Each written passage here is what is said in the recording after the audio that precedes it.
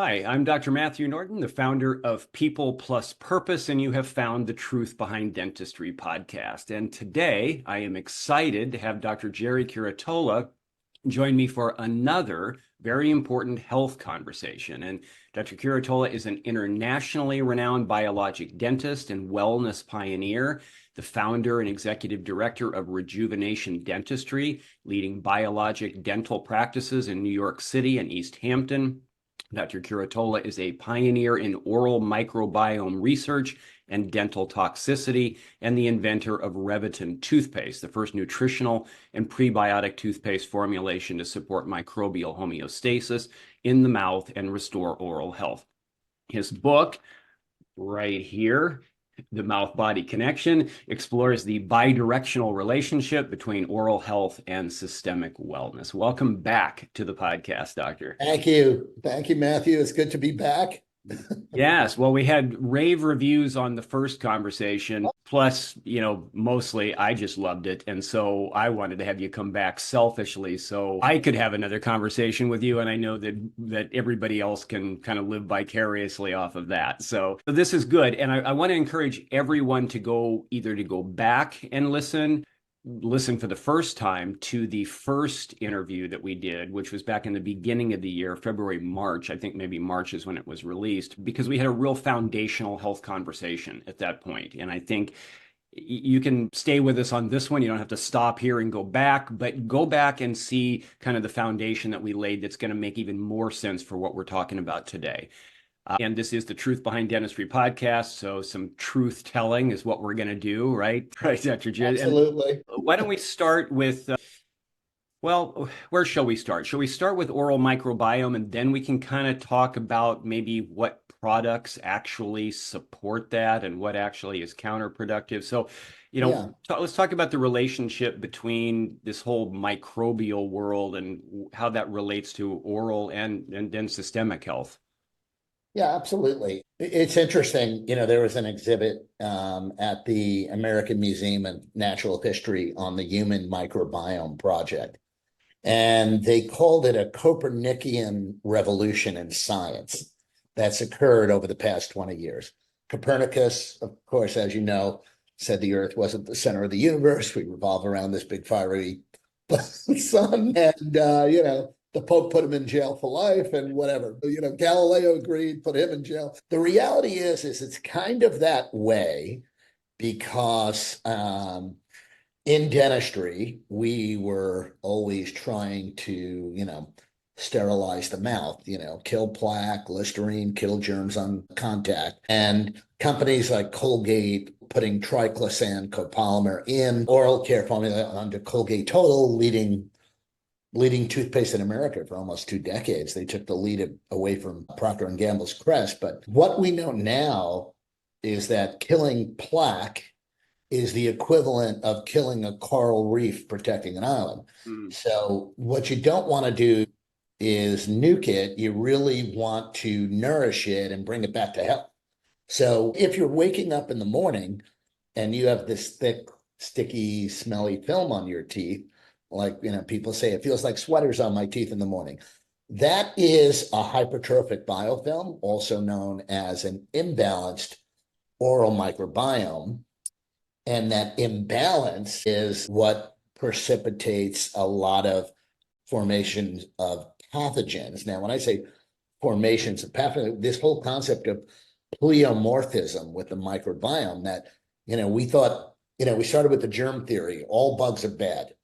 And then we got into the good guy, bad guy theory. And thanks to the yogurt companies who started popularizing probiotics, oh yeah, we need more good guys, Somebody out there now, with a toothpaste, feed your good guys, your good guys. Well, there's no such thing as good guys and bad guys. There's just guys. Guys.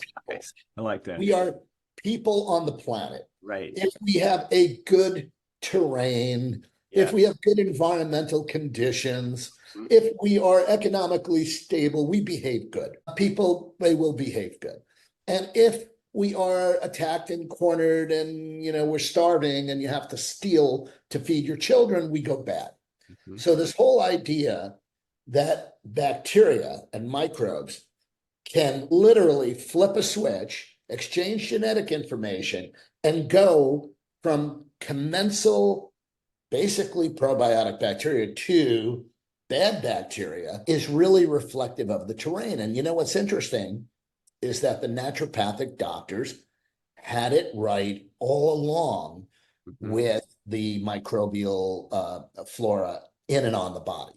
They said it's not about the seed, the microbe, it's about the flora. Yes. And case in point, even though, and that was a big aha moment for me in my own research with the oral microbiome. And I was mentored on the microbiome from 2003 by one of the most brilliant dentists I've ever known. His name is Dr. Stephen Moss. He was the head and neck at NYU. He actually wrote the textbook on pediatric dentistry. He was a pediatric dentist by background. He had a company called Health Education Enterprises, and they would be given money by the major companies like Colgate, Procter and Gamble, Wrigley, and these to do science on products that they were thinking about launching. Right. And it's like the tail wags the dog. Science has shown that chewing this gum can help you lose weight or whatever. So his company, Health Education Enterprise, was really influential in that regard. Well, Colgate gave him a boatload of money back in the late 90s to study if triclosan is really the most effective way to kill plaque. Because that was it. They wanted to capture the lead. Right. They were even considering, there was a lot of discussion that they were going to launch the first antibiotic toothpaste. They were going to call Colgate Total an antibiotic toothpaste, right? Because you got to kill those germs. Right. Listerine kill germs, Colgate Total kill germs. Well, kill. Right. Well, in Tufts University, there was a microbiologist there who was starting to pound the pavement about the overuse of antibiotics and how now we have superbugs, MRSA, and methicillin-resistant Staph aureus. We have even now, people are sitting in hospitals right now with vancomycin-resistant bacteria. Yes. So when he started studying, and the money, by the way, went to University of Montana, Bozeman campus, money went to Birmingham, England, which did a lot of microbiome biofilm research early on. Ian Chappell, these are prominent dental researchers. And what they came back and said is, no, you don't want to kill it. What you really want to do, if we were able to sterilize the mouth, we would have unleashed ecological Armageddon. Yes. So what we really want to do is not kill it. We got to get out of the, and what we really want to do is nourish and support what we call balance or microbial homeostasis. And actually, when you nourish and support the indigenous microbiome of the mouth, we see amazing things happen. One of the things that I did is in my research, I found research from the 70s from dental researchers in Japan who biopsied diseased gums, and they found two key nutrients were deficient. Vitamin C, which we knew about, scurvy, sailors on boats and that scurvy, vitamin C and coenzyme Q10. By the way, if I was forced to get rid of every vitamin in my medicine cabinet except one, the one vitamin I would keep is vitamin C. It is by far, it's like head and shoulders above all the, but of course we know about so many, incredible vitamins that are essential for proper cell function. So vitamin C and CoQ10. So what I did with a partner who's a classmate of mine from dental school is we started mixing this stuff up and rubbing it on people's gums in the back of the office. On one side, they, use this little concoction of vitamin C, CoQ10, vitamin E, MSM, methylsulfonomethane, a nutrient that actually stimulates stem cell activity in periodontal ligaments. Wow. And all of that, we started to see. So my initial impression was I wanted to develop something nutritional because the origin of toothpaste was detergent. Right. It was flavored soap for your mouth, and then we put bug killers in the 1970s. Well, now I'm like we got to get that. I was on the Martha Stewart show in 2008, and it was really interesting. Martha goes to me, Dr. Curatola, tell me about the research that you've done in oral care, and I know you're working on some formulations. I had already gotten 3 patents on oral care formulations using, by the way, key actives were vitamin C and CoQ10. I got the first patents with that.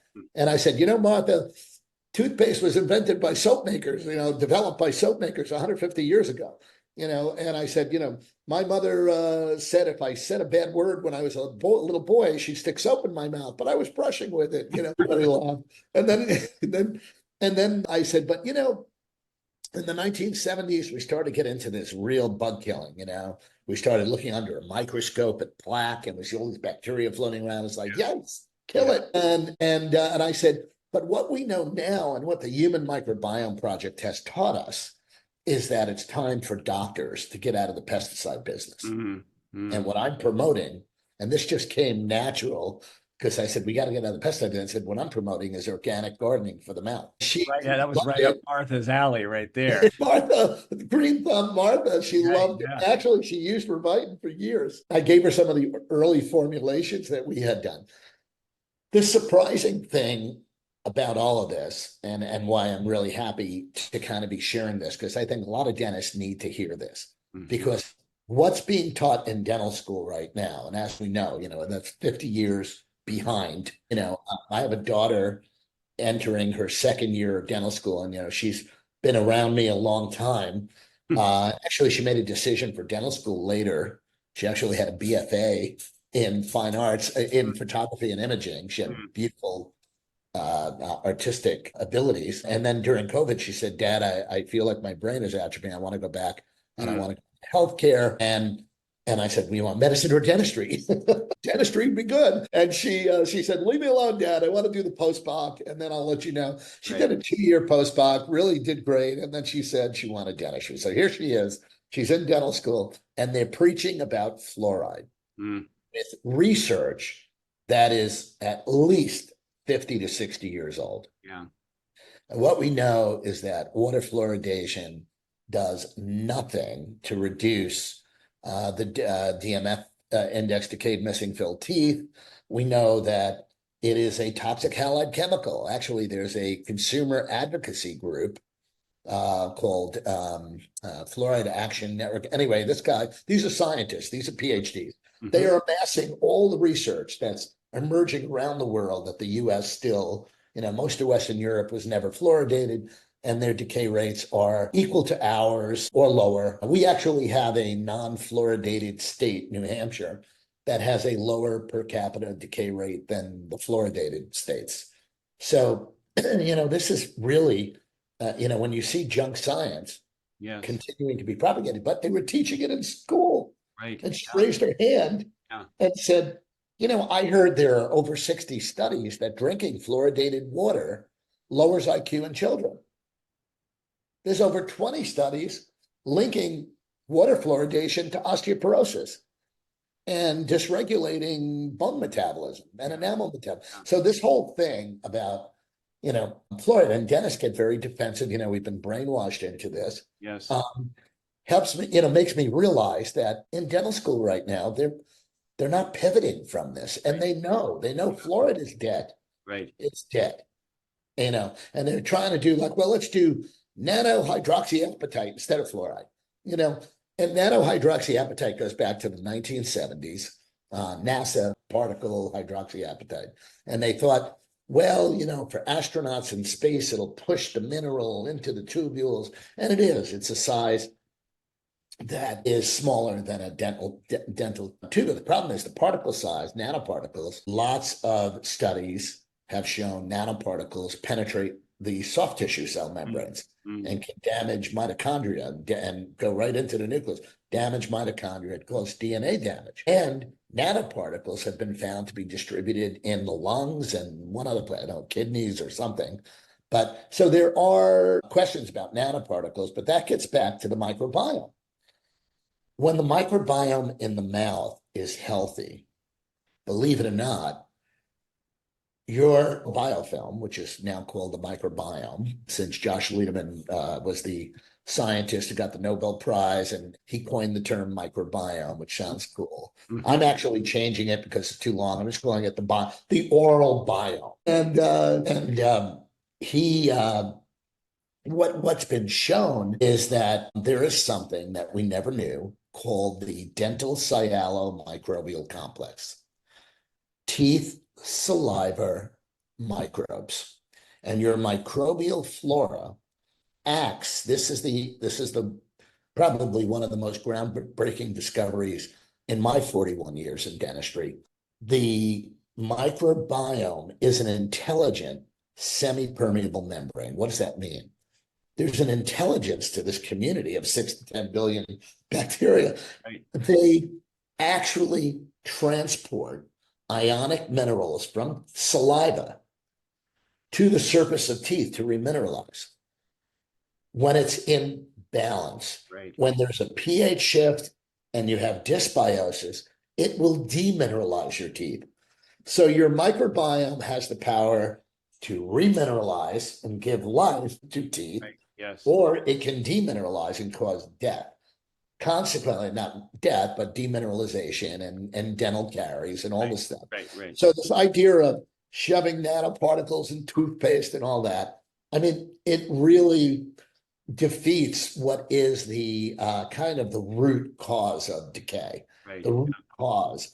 And it is, I remember the Journal of the American Dental Association back in, I think, 1997 said periodontal disease, a classic, no, I think it was 2000, maybe it'd been early 2000s, an archetypal, this is the cover of the JADA, an archetypal biofilm disease, meaning it's not these Porphyromonas gingivalis go in and cause havoc and this and that. It's really about this terrain, this biofilm. Yeah.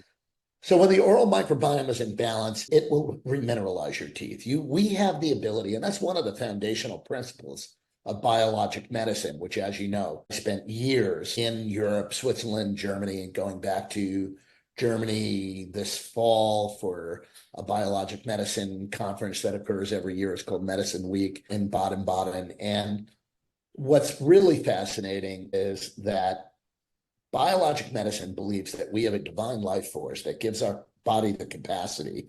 The life force we call the field, prana in India, and it's chi in China, and the Western world, we call it our spirit body. We call it the field. And that field gives us the capacity to self-regulate and heal. Right. Your body wants to heal. Your teeth want to heal. Right. Yeah. And there's not enough of that being taught in dental school. Yes. In healthcare all the way around, but yes, definitely in dental as well. And I find that the dentists that are open to this, the dentists that are open to listening to this podcast are younger, they're less jaded. Right. And they are, there's an entire generation, I think, of new dentists because they come to me all the time. Yes. They ask to watch me in the city. They want to come and learn. And I'm actually starting an institute just to teach now, at this stage to really teach.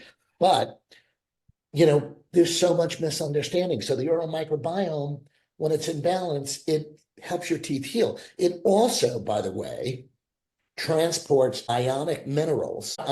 transports molecular oxygen to the ionic minerals are from saliva to teeth. It transports molecular oxygen to your gums, and it takes away free radicals. So you have this whole metabolic function of the oral microbiome that no one knew anything about. Right. And so I came up with, by the way, and I'm writing a book right now. I'm actually finishing a new book on talking about the oral microbiome. And I have like the microbiome commandments. Can't wait to read this. I have actually an illustration with the tablets. Like microbiome commandment number 1, we are made of microbes.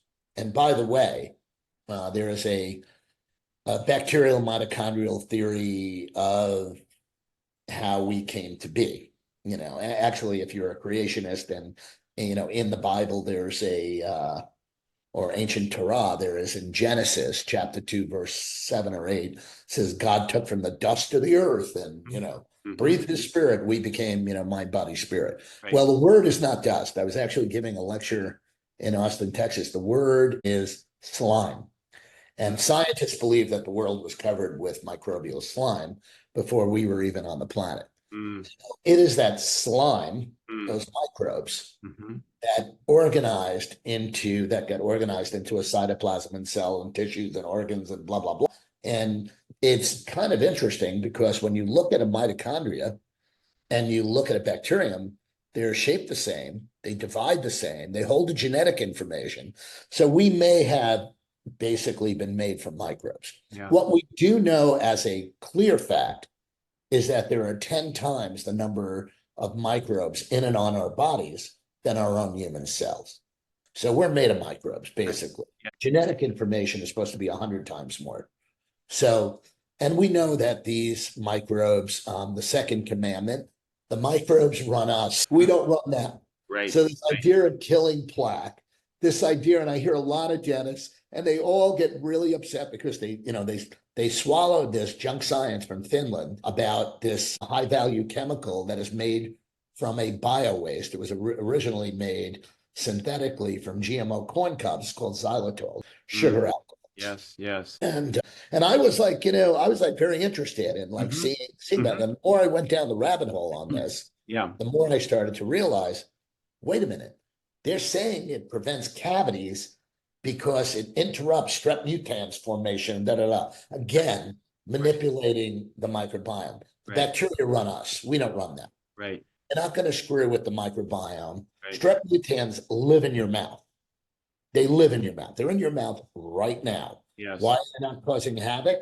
Because they are part of a community. Right. Right. Yes. It's about the seed, it's about the soil. Yes. They're part of a community Yes. that enhances and protects and wants to regulate. Right. And when it is in microbial homeostasis and not dysbiosis, those strep mutans are benign and even beneficial in a community where they're interacting with each other. So we know very, very little. But when we try to play God, Right. like, oh, we're going to go after the strep mutans because this sugar alcohol that is synthetic, that, by the way, is poorly absorbed and not metabolized by the human body. It's basically junk. It goes right through you.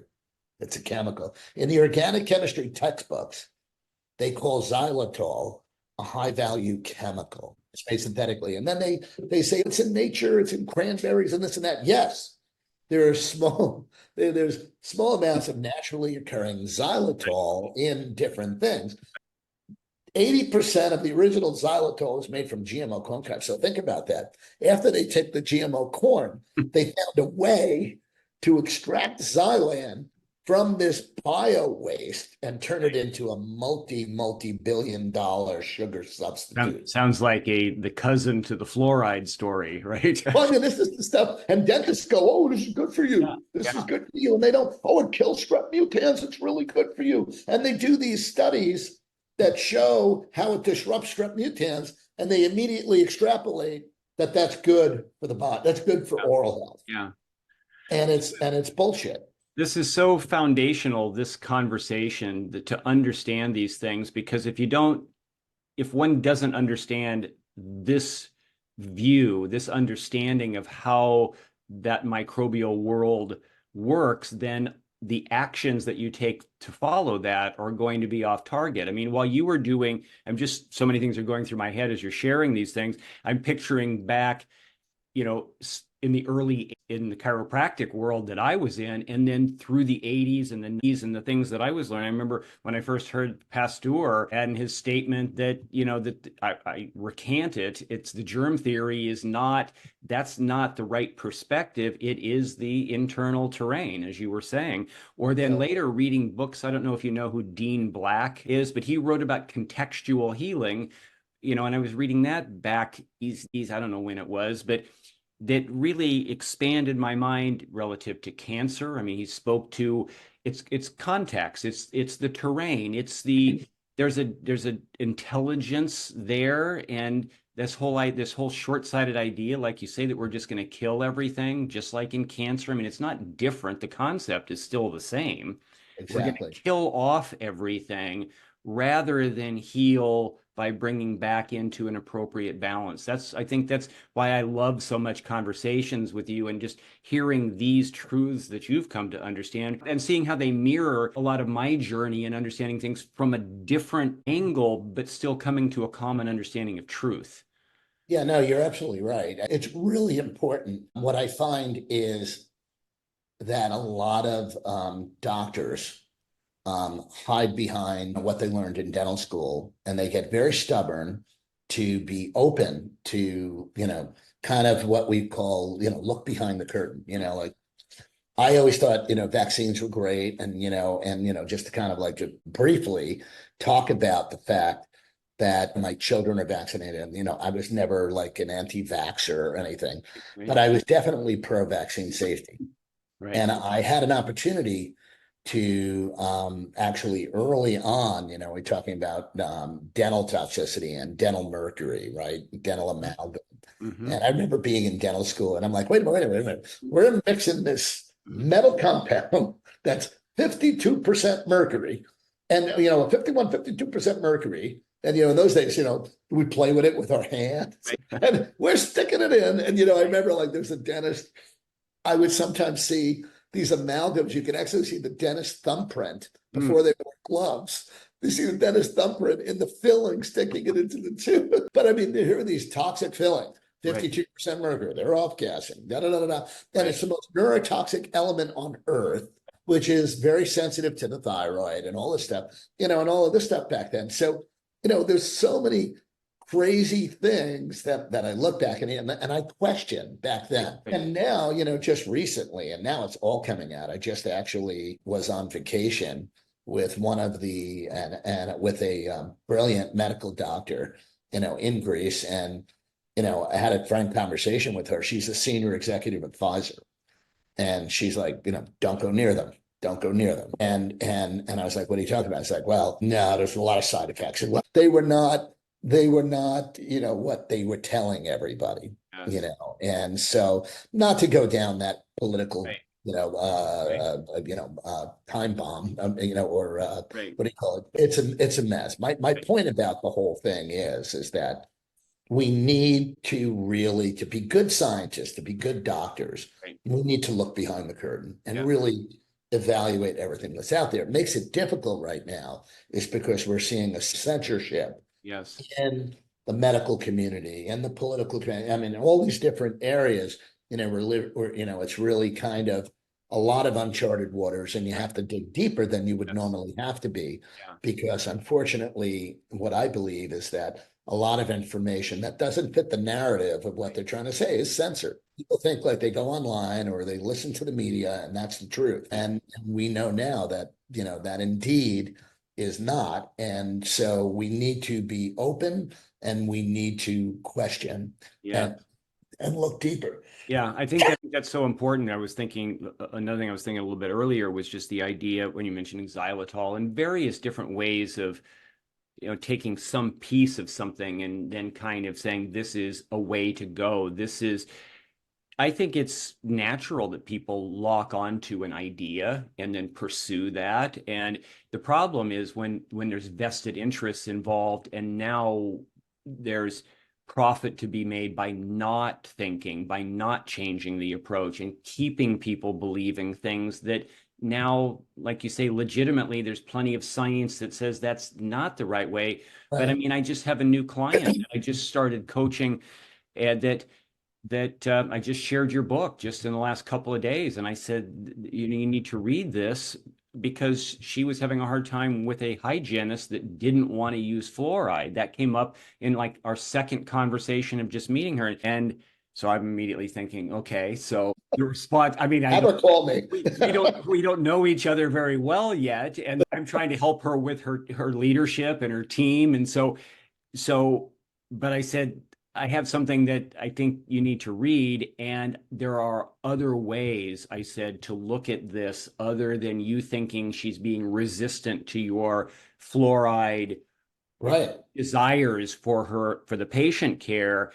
And she was open to hear that, but I thought that's exactly, I mean, that's still today, right? How many Yeah. people are still, and why? Because they're not being helped in their understanding with new knowledge Yeah. that's readily available. What was also interesting and frightening is that there's something called group thinking. And this goes for medical doctors, dentists, any healthcare Sure. professional. Yeah. They get into this group thinking, and anyone that questions or goes outside of that narrative is attacked. So my daughter Grace, when she raised her hand about fluoride, saying, there's this and there's this, there were students in her class Mm. that were like turning on her, Yeah. which is that closed-mindedness is frightening. Yes. But again, and it's funny you mentioned my book. I actually wrote the book for the layperson. Yeah. So when this came out, it had shed, and actually the woman who was my editor was the editor for Mehmet Oz and Michael Roizen, was the editor for Nick Perricone, the book The Wrinkle Cure, and a lot of other groundbreaking books. But I wrote it for the layperson, Right. just to kind of think a little bit differently and understand that what they're doing in here is a mirror for what's going on in the body. A lot of things manifest in the mouth, but it's a very, very, very vital gateway. Yes. It's the body's number one source of toxicity and inflammation is what's going on in your mouth. So that was the thing. But what's interesting is that since the book came out, which is a number of years ago, I get emails from dentists saying, Gerry, thanks for the info. I learned so much from your book that I never learned in dental school. Right. Yeah. Yeah. Well, I think that, there's so many things to talk about, and we're kind of out of time, I think, although I don't know, when I'm talking with you, I always feel like I don't want to be out of time. But so we're going to have to do this again, and then maybe again after that. But as a takeaway, so we're talking about not poisoning ourselves as one thing, stop the toxic killing. But then maybe you can mention one key thing, which I'm thinking for oral care from a positive standpoint. You mentioned a little bit about vitamin C and coenzyme Q. So maybe that's the logical thing to talk about the specific toothpaste Yeah, that I've been using, by the way. And I love the toothpaste, and I love the taste of the toothpaste. And I love the fact I can swallow the toothpaste if I darn well wanted to. I have it right here. And it's funny because that was one of the things, I was in the certificate program at Harvard Medical School in complementary and alternative medicine. It was Dr. David Eisenberg put this program together. It was the late 90s, and it was right around the time that the Food and Drug Administration, the FDA, mandated a poison warning on toothpaste with fluoride. Yes. Because prior to that, for the 10 years prior to that, the competitor, Procter & Gamble, launched a product called Crest Sparkle. It was fluorescent blue, which is, by the way, coal tar or petroleum. That's right. Toxic. Fluorescent blue. It had sparkles, and it was bubblegum flavored. So children were eating the toothpaste, and fluoride fatalities, there were estimates, fluoride fatalities. There's enough fluoride in a full-size tube of toothpaste to be fatal to 2 children under 5. Wow. That's kind of unheard of. Yeah. Because I have a little 6-year-old grandson, and the idea of it's horrible. being alone, your parents didn't watch or brush your teeth, Johnny. If Johnny's in there eating the toothpaste, fluoride fatalities in children went up somewhat of 280%. And it began this process. And what's interesting, 1988, Crest Sparkle, I think, came out. 1998, the FDA finally mandated a poison warning on toothpaste with fluoride. Keep out of reach of children, which I found really ironic since they're brushing with it. And because they need that fluoride. Right. And if more than a pea-sized amount is swallowed, call poison control right away. And so I had several, right after it came out, I had several astute young mothers say, Dr. Curatola, why does toothpaste have a poison warning on the back? I saw it. I was reading the back of the box. Right. And underneath it has warnings, an allergic reaction warning. Then it says, warning, do not swallow. More than a pea-sized amount is swallowed, called poison control. And I was like, so one of the first things I did, and that's a pea-sized amount, is I wanted to create something that could be a dietary supplement while restoring balance to the oral microbiome. So what's the whole idea there? The whole idea, and what's interesting is when I did this, there were some studies done on how Revitin even helps the gut microbiome, and it helps with pH. So it restores a basic pH, a more alkaline pH. It has coenzyme Q10, Vitamin C, vitamin D3 and K2, really great for enamel and bone metabolism, and anti-inflammatory. So the big thing is gum disease, which is epidemic, even on the Colgate website. Over 80% of the adult public has some stage of periodontal disease. And that periodontal disease, two important facts, that periodontal disease is linked to everything from Alzheimer's disease to colorectal cancer. The number one bacterium found in colorectal tumors is Fusobacterium nucleatum, one of the most common bacteria in the mouth. So from the brain to the drain is related to inflammation in your mouth.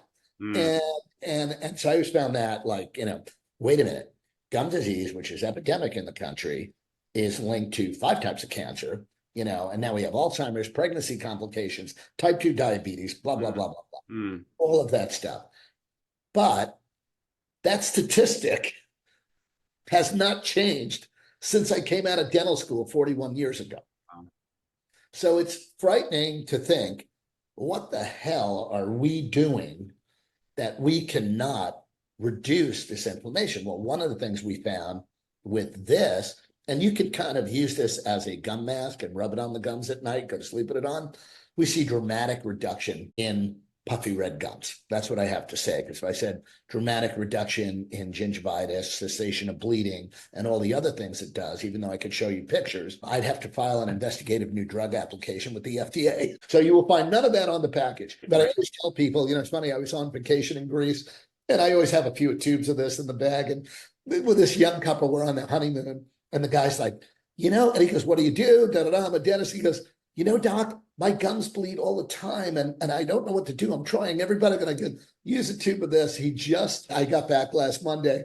He just sent me a message, and he said, your toothpaste is amazing. My gums stopped bleeding. I can't believe this. What is this? And I said, all we do is respect the science. And the science says this, 5 little words: to be healthy, make peace with your microbes. Make peace with your microbes. That's my mantra. Just like in Jerry Maguire when Cuba Gooding said to Tom Cruise, show me the money, Jerry. My mantra is, yes, make peace with your microbes. Yeah. And when you do that, and you understand that these microbes do everything from make neurotransmitters for your brain to making essential vitamins. The oral microbiome makes nitric oxide in your mouth essential for cardiovascular health, immune system health. yes. All of this. The oral microbiome is one of the most essential microbial communities, cousin to the gut. The gut always gets the big, the big headline. And it's funny because all these functional medicine doctors trying to fix the gut. If you don't fix the mouth, you're never going to be able to fix your gut. So I could potentially stop taking nitric oxide, which I take as a supplement, if I could most fully optimize my oral microbiome, you're saying. Bingo. So your oral microbiome, that's why mouthwash is a whole big thing about mouthwash. And, like people think like, oh, you need mouthwash. Mouthwash is an invention, and we did all these things to camouflage bad breath, yellow teeth, So mouthwash. The fact is that most mouthwash disturbs the microbiome, and disturbing the microbiome impairs the ability for you to produce nitric oxide. Yeah. Key. Very, very key. So I know we went over a little bit, but well, that's all so good. One last quick question. So in addition to it being okay to swallow, I mean, is it preferential to swallow it? And I hadn't heard you say before, even just rubbing it on there. So if somebody's having like real-time challenges with, like you're saying, is that even a recommended thing beyond the couple times a day, say, of brushing? Use some extra and just rub it on your Yes. Yes. Okay. I'm going to give you a big news release. First of all, we started with a citrus flavor of Revitin. And the reason it's citrus and it wasn't peppermint, which 90% of oral care products are peppermint, overpowering peppermint. Peppermint is very disturbing to the microbiome. I actually have peppermint oil and diluted in a bottle to spray my tomato plants to keep bugs off. There's a repellent. Peppermint kills. So you actually have, that's the other thing is, a lot of natural dentists, natural products in dentistry. I'm looking at the natural products out there, natural oral care products. Yes. And we did talk about the good, the bad, and the ugly. I didn't tell you what the good, the bad, and the ugly. We'll get to The that good are next time. those that nourish and support a balanced microbiome. Yes. There was a product before Revitin that did no harm. It didn't really promote homeostasis, but it didn't blow it away. And it was called Waleda. It's a company, Waleda, I think came out of Germany. And there's another product from France called Oromir. It's basically an herbal product. And so we really want to do no harm. But more importantly, it's important to make peace with your microbes. So promote that microbial homeostasis. When you do that, by the way, you use this for 3 days. You wake up in the morning, you feel like you don't have to brush. I'm sure you experience that. Your mouth still feels clean. And that's because when the oral microbiome is in balance, you do not have that thick, smelly film on your teeth. A balanced oral microbiome or a balanced oral biofilm is what we used to call it when I started this research. A balanced oral biofilm is a thin, clear, odorless film, low film thickness, thin, clear. It's thin. You don't feel it, you don't see it. But when it is out of balance or you have an atrophic microbiome, a hypertrophic. So there's two extremes. I actually have in the book a chart. Let's see if I can find it. It's really interesting. Here it is. It kind of looks like a bullseye. And you'll see to the left is a thin trophic microbiome. And to the right is hypertrophic. And so what you see is that, and it's very interesting, it really is very educational. So I did put that in there so people understand that there's different states. Like smokers, like, for example, xylitol creates an atrophic microbiome. It just strips it. Oil pulling, if you do it constantly, it's a detergent action. It strips the microbiome. When your microbiome is stripped, you will get erosion. Your teeth will get more sensitive. You may even get some people in an atrophic microbiome gets like burning gums. In a hypertrophic, you get tooth decay, you get, puffy red gums, gingivitis, and everything else. So really what we want to do is to be in the middle of that target where you have homeostasis. And the bigger the circle of resistance, if you go to an Italian wedding with lots of sweets and Italian or Jewish, it'll swing like that, but you go back to balance right away. We always want to return to what we call homeostasis or balance.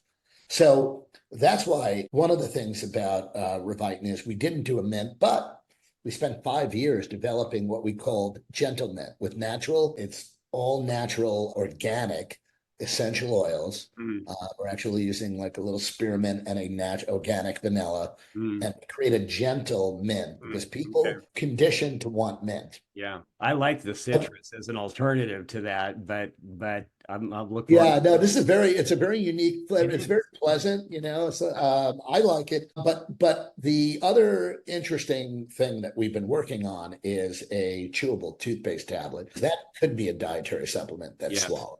Awesome. And it also can be like a Revitin on the go. So you can pick it up at the airport, just chew it. We're actually thinking about using a little finger cut thing, a little thing you could rub on your teeth. But which is better than pushing the mercury up into. I think there are online. If you look, you can see, the old dentists, they use their thumbs to put in the filling, Well, this has been awesome. I thank you so much for your time again, and I want to do this some more. I just want to get this to as many people as possible alongside. I know this is your mission, and the more I talk with you, it becomes more of my mission too, just to help people understand and know that they have true knowledge about things and they can make better choices. Because if you don't know, then it's hard to make a good choice if you really don't. Right.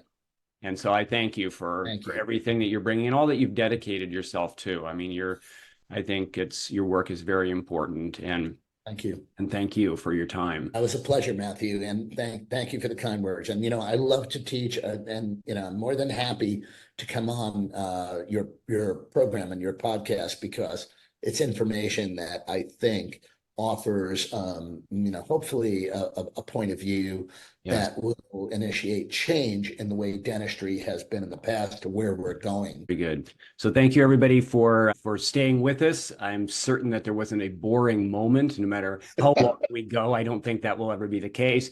So thank you. This has been the Truth Behind Dentistry podcast. I'm Matthew Norton. I've been with Dr. Gerry Curatola and look forward to seeing you on the next episode. Thank you.